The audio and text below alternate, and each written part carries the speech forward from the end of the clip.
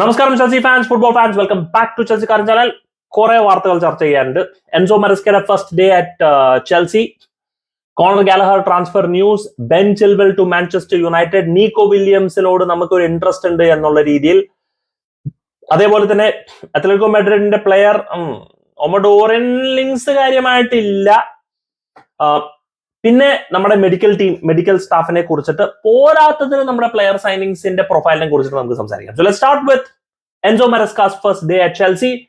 Enzo Maresca officially unveiled as a Chelsea coach. Surprise! പുള്ളിക്കാരൻ വന്നു, പുള്ളിക്കാരൻ പറഞ്ഞു trust the process guys, trust the process. ഇതിനി എത്ര നാൾ ട്രസ്റ്റ് ചെയ്യണം എന്നുള്ളത് മാത്രമേ ഉള്ളൂ. എൻസോ മരസ്ക ആയതുകൊണ്ട് നമ്മൾ ചാൻസ് കൊടുക്കുന്നു, കാരണം team is set, everybody is set. പുള്ളിക്കാരന് കൊടുക്കേണ്ട സാധനങ്ങൾ നമ്മൾ കൊടുക്കുന്നു എന്നുള്ള ഒരു വിശ്വാസത്തിലിരിക്കുന്നു. പോച്ചറ്റിനോ, ഗ്രാം പോട്ടറിന് കൊടുത്ത പോലെ 40 പ്ലേയേഴ്സും പോച്ചറ്റിനോ കൊടുത്ത പോലെ ഒരു അവിടുന്ന് ഇവിടുന്ന് അവിലും സാമ്പാറും പരുവത്തിലൊരു ടീമിനെ അല്ല, ഒരു സെറ്റിൽഡ് അല്ലെങ്കിൽ സെറ്റിൽ ആയിക്കൊണ്ടിരിക്കുന്ന ഒരു ടീമിനാണ് നമ്മൾ കൊടുത്തിരിക്കുന്നത്. പോരാത്തതിന് നമ്മുടെ മെഡിക്കൽ ഡിപ്പാർട്ട്മെന്റിനെ നമ്മൾ കംപ്ലീറ്റ്ലി ഓവർഹോൾ ചെയ്യുന്നു. കഴിഞ്ഞ ദിവസം നമ്മൾ വാർത്തകൾ കേൾക്കുന്നുണ്ടായിരുന്നു, ചിലവരൊക്കെ പോകുന്നു എന്നുള്ള രീതിയിൽ. പക്ഷെ അതേപോലെ തന്നെ നമ്മൾ ആഡ് ചെയ്യുന്ന ആൾക്കാരൊക്കെ വളരെ എക്സ്പീരിയൻസ്ഡ് മെഡിക്കൽ ഡിപ്പാർട്ട്മെന്റിലും specific focus on injury prevention. കഴിഞ്ഞ സീസണിൽ അറിയാലോ, നമ്മുടെ ബെഞ്ച് സ്ട്രെങ്ത് നമുക്ക് 25 പ്ലേയേഴ്സ് ഉണ്ടായിരുന്നെങ്കിലും 12 പ്ലേയേഴ്സോളം നമ്മുടെ ആബ്സെന്റ് ആയിരുന്നു. ബെഞ്ച് സ്ട്രെങ്ത് ഒക്കെ നമ്മുടെ അക്കാഡമി പ്ലേയേഴ്സ് ആയിരുന്നു, ഇവർക്കൊന്നും ഗെയിം ടൈം കിട്ടിയില്ല. അപ്പോൾ ഇഞ്ചുറി പ്രിവെൻഷനെ പറ്റിയിട്ടുള്ള മെഡിക്കൽ സ്റ്റാഫിനെ നമ്മൾ റിക്രൂട്ട് ചെയ്തുകൊണ്ടിരിക്കുന്നു.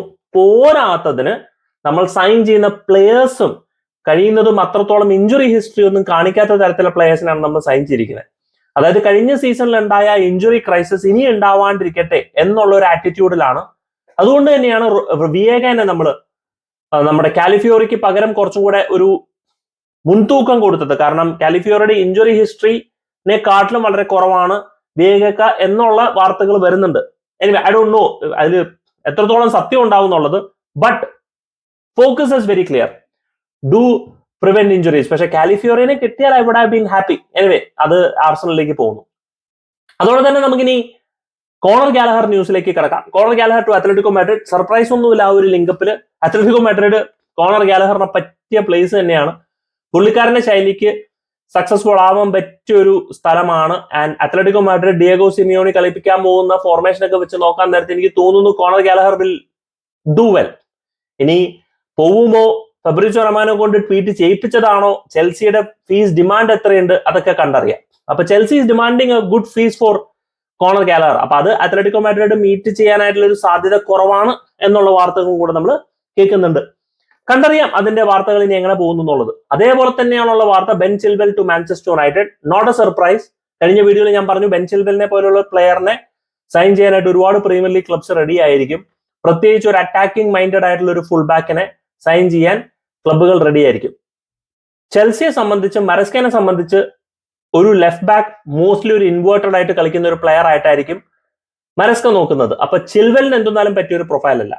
പിന്നെ ലൂക്ക് ഷോന് നല്ലൊരു കോമ്പറ്റീഷൻ ആണ്, നല്ലൊരു പാർട്ട്ണർ ആണ്, ഇംഗ്ലീഷ് പ്ലെയേഴ്സ് ആണ്, ഒരുപാട് ഗെയിംസ് ഉണ്ട്. അപ്പൊ എന്തെന്നാലും രണ്ടുപേർക്കും ഗെയിം ടൈം ഒന്നും കുറയുമെന്നുള്ള ഒരു പേടി എന്തെന്നാലും വേണ്ട. നല്ല കോംപ്ലിമെന്റ് ചെയ്ത് കളിക്കാൻ പറ്റുന്ന ഒരു സീസൺ തന്നെ ആയിരിക്കും. First choice by default would be Luke Shaw. പക്ഷെ ബെൻ ചിൽവെൽ തീരുമാനമെടുക്കോ, will have to wait and watch. Manchester United വളരെ സീരിയസ് ആണോ, will have to wait and watch. പിന്നെ വരുന്ന പ്ലെയർ ആണ് നിക്കോ വില്യംസ്. എനിക്ക് തോന്നുന്നു ചെൽസി അത്ലറ്റിക്കോ മാഡ്രിഡ് കോണർ ഗാലഹറിനെ ട്വീറ്റ് ചെയ്യിപ്പിച്ചതുപോലെ ഫെബ്രിസോ റൊമാനോനെ കൊണ്ട് ട്വീറ്റ് ചെയ്യിപ്പിച്ചതാണ്. ലോകത്തിലുള്ള എല്ലാ ക്ലബ്ബുകളെക്കാട്ടിലും ഞങ്ങൾക്കാണ് നീക്കോ വില്യംസിന് ഇഷ്ടം, നീക്കോ വില്യംസ് ഇല്ലാണ്ട് ഒരു ജീവിതം നമുക്ക് ചിന്തിക്കാൻ പോലും കഴിയുന്നില്ല എന്നൊക്കെ പറഞ്ഞ് കുറച്ച് തള്ളിട്ടുള്ള ഒരു ട്വീറ്റും അടിയിലൊരു കുനിപ്പ്. പക്ഷെ സാലറി എക്സ്പെക്ടേഷൻസ് കുറയ്ക്കണം. മൊത്തത്തിലൊരു തുക നോക്കുമ്പോൾ കുറവ് വേണം. ട്രാൻസ്ഫർ ഫീസ് അല്ല ഇഷ്യൂ, സാലറി എക്സ്പെക്ടേഷൻ ആണ്. നിക്കോ വില്യംസിനെ എനിക്ക് നിങ്ങളെ ഭയങ്കര ഇഷ്ടമാണ്, ഞങ്ങൾക്ക് ആഗ്രഹമുണ്ട്, പക്ഷെ ഒന്ന് ചെറിയ എക്സ്പെക്ടേഷൻ ഒന്ന് കുറയ്ക്കണം എന്നുള്ളത്. നിക്കോ വില്യംസ് ചിന്തിക്കണം അതിന്റെ ആവശ്യമൊന്നുമില്ല, കാരണം എന്റെ സാലറി തരാൻ പറ്റുന്ന വേറെ ക്ലബ്ബുകൾ ഉണ്ടെങ്കിൽ ഞാൻ അങ്ങോട്ട് പോകും എന്നുള്ളതായിരിക്കും നിക്കോ വില്യംസ് ചിന്തിക്കുക. Will have to wait and watch Nico വില്യംസിന്റെ ട്രാൻസ്ഫർ. പക്ഷെ I'm happy with the link. പക്ഷെ ഞാൻ വളരെ വളരെ സർപ്രൈസ്ഡ് ആയിരിക്കും നമ്മൾ പോയി കഴിഞ്ഞാൽ. കാരണം ഓൾറെഡി നമ്മൾ സ്റ്റാക്ഡ് ആണ്, കഴിഞ്ഞ വീഡിയോയിൽ പറഞ്ഞതുപോലെ. അത് ഞാൻ ലൈനപ്പിൽ വരുമ്പോൾ ഞാൻ കൂടുതൽ ഇനിയും പറയാം അതിനെക്കുറിച്ച്. ഇനിയും നമ്മൾ നിക്കോ വില്യംസിന്റെ കുറയ്ക്ക് പോയാൽ പിന്നെയും ഒരു സൈനിങ് ചാൻസസ് ആർ എന്നെ സംബന്ധിച്ച് very very less. Too early. ഇതിനിടയ്ക്ക് വേറെ എന്തെങ്കിലും ട്രാൻസ്ഫേഴ്സ് നടന്നാൽ അല്ലെങ്കിൽ നമ്മുടെ ആൾക്കാരെ കുറച്ചാൽ ഒരു പക്ഷേ നടക്കും. അതിനോടൊപ്പം തന്നെ നമുക്ക് നമ്മുടെ ലൈനപ്പിലേക്ക് വരാം. കഴിഞ്ഞ വീഡിയോയിൽ ഞാൻ ലൈനപ്പിൽ പറഞ്ഞപ്പോൾ ടോസിൻ അബർഡായോനിന് പകരം ഞാൻ ടൊഡീബോ എന്ന് പറഞ്ഞു. കുറച്ചു പേർക്ക് അബദ്ധം മനസ്സിലായി, കുറച്ചുപേര് കറക്റ്റ് ചെയ്തു, കുറച്ചുപേര് ഭയങ്കരമായിട്ട് വിമർശനമായിട്ട് വന്നു. എനിക്ക് വിമർശനം തന്നവരോട് എനിക്ക് പറയാനുള്ളത്, ബ്രോസ്, മിസ്റ്റേക്സ് ഹാപ്പൻ. അത് മനഃപൂർവ്വം ചെയ്യുന്നതല്ല, അറിയാണ്ട് പറ്റിപ്പോകുന്ന ഒരു അബദ്ധമാണ് അത് ചെയ്തു പോയത്. Happen, I understand, I move forward. ഇതിനു മുമ്പ് ഞാൻ ലൂയിസ് ഡ്രൂസ്ബറി ഹോൾ എന്നാണ് പറഞ്ഞത്. അത് ഒരുപാട് ശ്രദ്ധിച്ചിട്ടും കൂടിയില്ല, കാരണം അവരെ നിങ്ങൾക്ക് അറിയാത്തത് കൊണ്ട് നിങ്ങൾ ഇതിനെ ചൂണ്ടിക്കാണിച്ചില്ല. വളരെ ചുരുക്കം ആൾക്കാർ, അത് ഒരു പേഴ്സൺ എങ്ങോട്ട് കാണിച്ചത് കിയർണൻ ഡ്രൂസ്ബറി ഹോൾ ആണ് ബ്രോ എന്നുള്ളത്, KDH. അതാണ്, അപ്പോഴാണ് ഞാൻ ശ്രദ്ധിച്ചത്, ശരിയാണല്ലോ, അത് എനിക്കും പറ്റിയ ഒരു അബദ്ധം എന്നുള്ളത്. So mistakes happen. പിന്നെ പോരാത്തത് നമ്മൾ അങ്ങനെ ബമ്പം പ്ലേയേഴ്സിനെ അല്ല സൈൻ ചെയ്യുന്നത്. ഇവരുടെയൊക്കെ പേരൊക്കെ ഒന്ന് അഡ്ജസ്റ്റ് ചെയ്ത് വരണ്ടേ. ഇത്രയും തന്നെ ഓർത്തിരിക്കുന്നത് എന്നെ സംബന്ധിച്ച് വലിയൊരു കാര്യമാണ്. Mistake happen, fair enough, move forward. ലൈനപ്പിലേക്ക് നമുക്ക് കടക്കാം. ഈ ലൈനപ്പ് ശ്രദ്ധിച്ചാൽ നിങ്ങൾക്ക് അറിയാൻ പറ്റും, ഓൾറെഡി ഇതിനകത്ത് 23 ഓൺ ഫീൽഡ് പ്ലേയേഴ്സും 2+1 ഗോൾ കീപ്പറും. ഒരു ഗോൾ കീപ്പറിനെ ഞാൻ മെൻഷൻ ചെയ്തിട്ടില്ല. മൊത്തത്തിൽ 26 പ്ലേയേഴ്സ് ഓൾറെഡി ഈ ഓൺ സ്ക്രീനിൽ നിങ്ങൾക്ക് കാണാം. 26 പ്ലേയേഴ്സ്.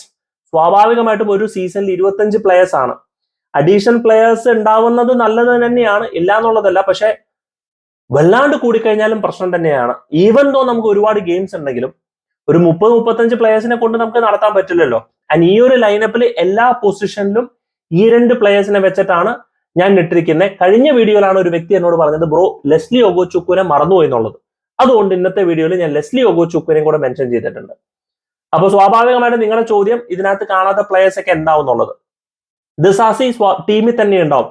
അപ്പൊ 23+1 24 ഓൺ ഫീൽഡ് പ്ലേയേഴ്സ് ആയി കഴിഞ്ഞു. അവിടെ തന്നെ ഒരു എക്സ്ട്രാ പ്ലെയർ ആയി. ചിൽവലിനെ വിറ്റേ പറ്റൂ അങ്ങനെയാണെന്നുണ്ടെങ്കിൽ, ചാലബയും പോയേ പറ്റൂ അങ്ങനെയാണെന്നുണ്ടെങ്കിൽ നമുക്ക് ഏകദേശം അത് രണ്ടും ഉറപ്പാണ്. സോ ചിൽവ ആൻഡ് ചാലബ, കെപ്പ, ലുക്കാക്കോ അതൊക്കെ വിടുക, അതൊക്കെ ഓൾറെഡി ഓൺ സെയിൽ ലിസ്റ്റിലാണ്.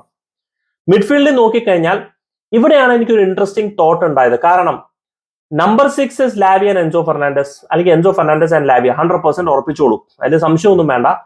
ഇപ്പുറത്തെ സൈഡിൽ കൈസേഡോ ആൻഡ് കൈസേഡോന്റെ പ്രൊഫൈലിന് പറ്റിയൊരു പ്ലെയർ, അവിടെയാണ് ഞാൻ ലെസ്ലി ഒഗോചുക്കുവിനെ ഇട്ടിരിക്കുന്നത്. കാരണം കൈസേഡോനും പകരം കളിക്കണം എന്നുണ്ടെങ്കിൽ അതേ പ്രൊഫൈലിൽ ഒരു പ്ലെയറിനെ വേണ്ട കളിപ്പിക്കാൻ വേണ്ടിയായിട്ട്. സോ അവിടെ ഞാൻ ലെസ്ലി ഒഗോചുക്കുവിനെ ഇടുകയാണ്. അപ്പൊ missing out is Cesare Casadei, Santos and Cesare Casadei, Santos, പിന്നെ ആരെയും ഞാൻ മിസ് ചെയ്തത്? ലെസ്ലി ഒഗോചുക്കു അല്ല, സെസറ കാസഡൈസ് ആൻഡ് സാന്റോസ്. എന്നാരെങ്കിലും മിസ് ചെയ്ത് കഴിഞ്ഞാൽ തിന്നാൻ വരരുത് വീഡിയോയില്, ഓർമ്മ നിലനിൽക്കാത്തതുകൊണ്ട് തന്നെ. അല്ലെങ്കിൽ പെട്ടെന്ന് ഇത്രയും പ്ലേയേഴ്സ് ഉള്ളപ്പോൾ സ്വാഭാവികമായിട്ട് പറയുന്ന ഒരു അബദ്ധമാണ്. കാർണെ ചുക്കോമെക്കനെ എവിടെ ഇടും എന്ന് ആലോചിച്ചുകൊണ്ടിരിക്കുമ്പോഴാണ് എനിക്ക് ക്ലിക്ക് ആയത്. നമ്മൾ ഡ്രൂസ്ബറി ഹോളിനെ നമ്മൾ സൈൻ ചെയ്തിരിക്കുന്ന ആ ഹാഫ് സ്പേസ് അറ്റാക്ക് ചെയ്യാൻ വേണ്ടിയിട്ടാണ്. അപ്പൊ അതേ പ്രൊഫൈലിൽ വേറൊരു പ്ലെയറും വേണം, that is Carney. So Dewsbury ഹോളും കാർണെ ചുക്കോമെക്കെ ഇന്റർചേഞ്ച് ചെയ്യുകയും സെസറ കാസഡായിരുന്നു കൈസെഡോവും ഈ പറയുന്ന പോലെ ലെസ്ലി ഒഗോചുക്കോ ഇന്റർചേഞ്ച് ചെയ്യും. ഞാൻ മറന്നുപോയ പ്ലെയർ വേറെ ആരുമല്ല, കാലഗർ. അത് ഓൾറെഡി ഞാൻ പറഞ്ഞു കഴിഞ്ഞു. അപ്പൊ സാന്റോസ്, എന്റെ പൊന്നോ, ഗാലഗർ, ലെസ്ലി ഒഗോചുക്കുവിനെ പറഞ്ഞു, സെസറ കാസഡായി. ഇപ്പൊ 3 പേര് ഏകദേശം അധിക പെറ്റായിട്ട് വരുന്നുണ്ട്. സാന്റോസ് ലോണി പോവും, ഗാലഗറിനെ വിൽക്കാനായിട്ട് നമ്മൾ ഇട്ടിരിക്കുകയാണ്. അപ്പോ മിഡ്ഫീൽഡ് ഏകദേശം ഒരു ധാരണ വരുന്നുണ്ട്. നോണി മാഡോക്കെ, പാൽമർ തെറ്റില്ല, ജാക്സൺ മാർഗോയി തെറ്റില്ല. ഇനി നമ്മൾ വിടാൻ ഡാട്രോ ഫൊഫാന, അമാൻഡോ ബ്രോയ ആൻഡ് ഡേവിഡ് വാഷിംഗ്ടൺ ഒരു പക്ഷേ ഡെവലപ്മെന്റ് സ്ക്വാഡിൽ തന്നെ കളിക്കാൻ കണ്ടിന്യൂ ചെയ്യുമായിരിക്കും. ഡാട്രോ ഫൊഫാനെ നമ്മൾ വിൽക്കാൻ ഇൻട്രസ്റ്റഡ് ആണ്. So is അമാൻഡോ ബ്രോയ. വളരെ വളരെ വ്യക്തമാണ്, ഇത് കുറെ നാളുകൾക്ക് മുമ്പ് ട്വീറ്റ് ചെയ്തൊരു കാര്യമാണ്. ലെഫ്റ്റ് സൈഡിൽ 3 പ്ലേയേഴ്സ് ഉണ്ട്, 2 പ്രോപ്പർ വിംഗേഴ്സ്, ഒരു ഹാഫ് വിംഗർ ആയിട്ട് Nkunku may be converted into a striker. Will have to wait and watch. ഇവിടെയാണ് നിക്കോ വില്യംസിന്റെ ലിങ്ക്. I'm surprise. കാരണം ഇടിച്ചു കയറ്റാനായിട്ട് സ്ഥലമില്ല. 2 മാസത്തിൽ എന്ത് സംഭവിക്കാം, പക്ഷെ അതെന്താണ് സംഭവിക്കുന്നത് നമുക്ക് അറിയാൻ പറ്റില്ല. അപ്പൊ ഇപ്പൊ നമ്മൾ ഈ കണക്കിൽ വെച്ച് നോക്കിയാൽ എവിടെ നിക്കോ വില്യംസിനെ കയറ്റും? നിക്കോ വില്യംസിനെ കയറ്റി കഴിഞ്ഞാൽ പിന്നെ ഒരു സ്ട്രൈക്കറിന്റെ പൊസിഷൻ ആവശ്യമില്ല. കാരണം എൻകുങ്കു സ്ട്രൈക്കറായിട്ട് കളിക്കും, ജാക്സൺ ഓൾറെഡി അവൈലബിൾ ആണ്. ഇനി നമ്മളൊരു സ്ട്രൈക്കറിനെ മേടിച്ചു കഴിഞ്ഞാൽ പിന്നെ നമ്മൾ നിക്കോ വില്യംസിനെ സൈൻ ചെയ്യാൻ ആവശ്യമില്ല. സോ ഇതുകൊണ്ടാണ് ഞാൻ പറയുന്നത്, നമ്മൾ ചിലപ്പോൾ ഇനി പ്ലേയേഴ്സിനെ ആഡ് ചെയ്യുന്നത് വളരെ വളരെ ചിന്തിച്ചിട്ടാവണം. കാരണം നമുക്ക് പ്രീമിയർ ലീഗ് തുടങ്ങാനായിട്ടുള്ള ടീമായി കഴിഞ്ഞു. നമുക്ക് ഇഷ്ടപ്പെട്ടാലും ഇഷ്ടപ്പെട്ടെങ്കിലും we have a team at this moment. ഇനി നമ്മൾ വിൽക്കണം, ഒരുപാട് പ്ലേയേഴ്സ് പോകാനുണ്ട്. അത് പോയാലേ നമുക്ക് ആ ഗ്യാപ്പ് അവിടെ ഫിൽ ആവുള്ളൂ എന്നുള്ളതാണ് എനിക്ക് പറയാനുള്ളത്. അപ്പൊ ഇനി ഞാൻ മിഡ്ഫീൽഡിൽ ആരെയും മറന്നില്ല എന്ന് ഞാൻ വിശ്വസിക്കുന്നു. എന്തെങ്കിലും അബദ്ധങ്ങൾ പറ്റിയിട്ടുണ്ടെങ്കിൽ അല്ലെങ്കിൽ മിസ് ചെയ്തിട്ടുണ്ടെങ്കിൽ കമന്റ്സിൽ മെൻഷൻ ചെയ്താൽ മതി.